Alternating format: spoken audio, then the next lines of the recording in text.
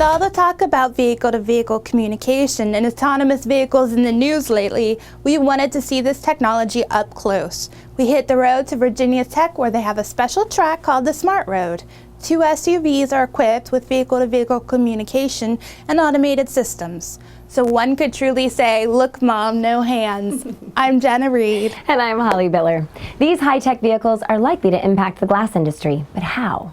To answer this, we visited Virginia Tech Center for Advanced Automotive Research, CAR for short. It focuses on the next generation of automotive technology. The team let us take a spin in 2 types of high-tech models. A 2013 Cadillac SRX, this features V2V communication, and a 2014 Cadillac SRX, which features automated technology.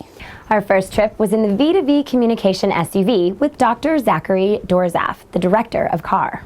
Most of us in the industry see connected vehicles as one of the stepping stones towards full autonomous. With connectivity, cars can negotiate things together, right? So rather than each car sort of fending for itself, cars can start to think together to, say, take turns correctly at stop signs, to look around corners, which is what really sets connected vehicle technology apart.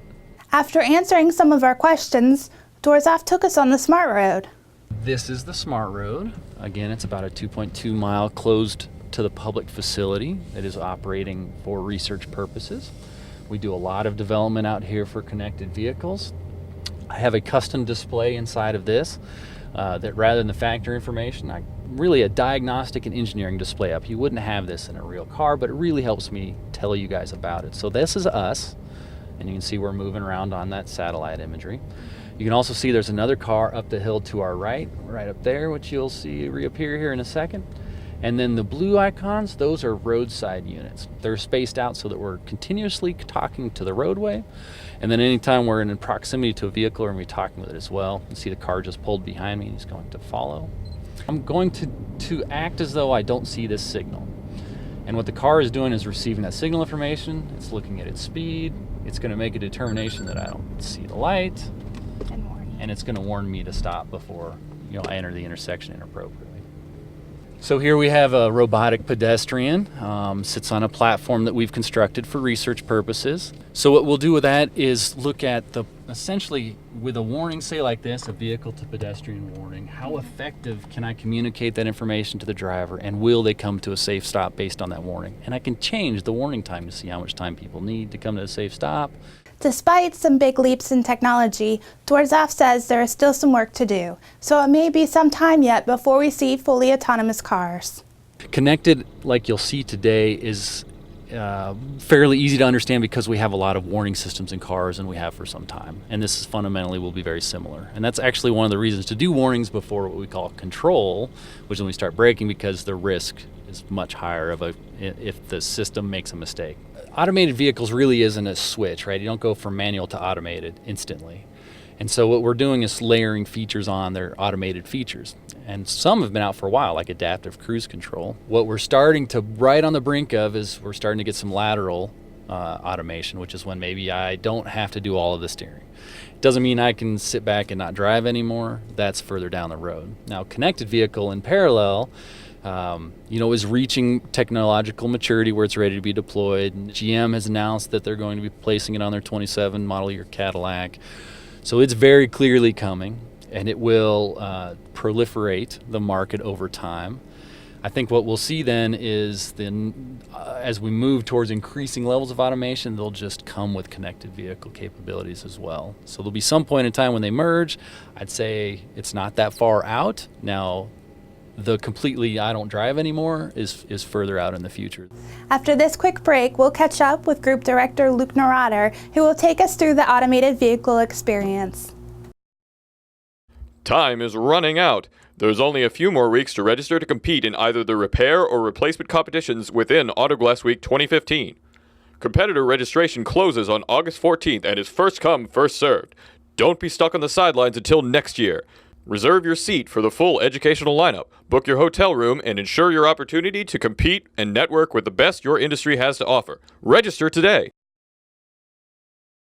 Welcome back. Let's jump right into automated. From the factory, it does have a suite of driver assistance systems but we've obviously since added our own level of instrumentation, and what we're demonstrating today, what you saw in the other demo was more from the connected vehicle side, where you were receiving alerts and messages associated with, blind spot or forward collision warning or things along those lines. Whereas here, I'm going to be receiving messages that are more in line with the state of automation, whether or not it's in full control or I'm in manual mode, or whether it's changing state in between. So how does an automated vehicle know when to stop? You would have reliance on a connected vehicle environment, so obviously your vehicle would be communicating with other vehicles that are similarly equipped. But there's redundancy that will be built in as well, because the current phase of automated vehicle development will include sensors, obviously, and so it could be a combination thereof. And where is it getting its information from, in the form of determining what decision is appropriate for that scenario. And certain OEMs would prefer to rely, and that's what they've brought to production, or more vision-based active safety systems, as opposed to something that's more of a radar or LiDAR based. So here's an example of where we have a communication with a connected vehicle environment. So we received work zone ahead. It gave me a 10 mile per hour speed, which I completely ignored. It took over. All that braking that we just received was the vehicle. My feet are off, and it is now limiting us to the advised 10 mile per hour speed limit. The SUV goes fully automated in a controlled environment for a short period of time. All right, so here I'm notified that we're entering the automated zone. It's now changing mode, and now we're fully automated. So my feet are off, my hands are off, the vehicle is controlling the speed and our lane position. And the implication of fully automated would suggest to me as a driver that the vehicle is complete control and can handle whatever is thrown at it. So here we're continuing through the intersection. It was maintaining a speed of 40, but with the sharp curve ahead, it's bringing our speed down to 20 miles per hour. And that's the speed that it'll maintain to navigate this upper turnaround again. And I think there'll be, redundancy built in, where you are relying on both maps, but then also information that's coming from RSEs, for example. But certainly that would be a very useful avenue to allow the vehicle to always recognize, where they are, not so much from, the road characteristics, but also what the environment is as well, whether it's speed limit or, information about HOV lanes or different times of day constraints and whatnot.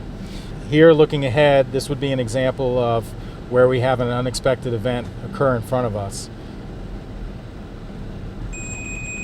So here we have these pop-ups, and the vehicle not only recognized and issued an alert to the driver, but it braked us to a stop. It was fully automated, responding to the unexpected hazard. Once vehicles do go fully automated, just what will happen to all that windshield space? Will it be necessary? You could investigate other uses for all this space. Whether it's more, from the standpoint of like an additional monitor where you could present information, or expand what's on your phone or other device onto the windshield and use it from that perspective. My key takeaway from this trip is that the early models sporting this technology are likely to be a mix of V2V communication and automated systems, which will still require some form of driver control. This means glass will be around for a while yet.